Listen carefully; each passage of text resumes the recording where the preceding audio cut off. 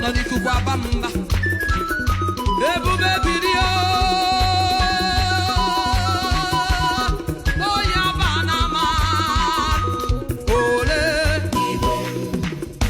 aya kiribanu chim Altuma pandinsa Oswafyu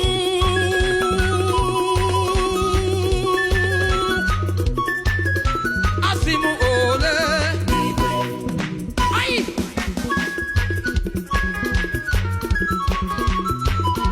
Odogu no di bone kwoku Otumba ji ane maflo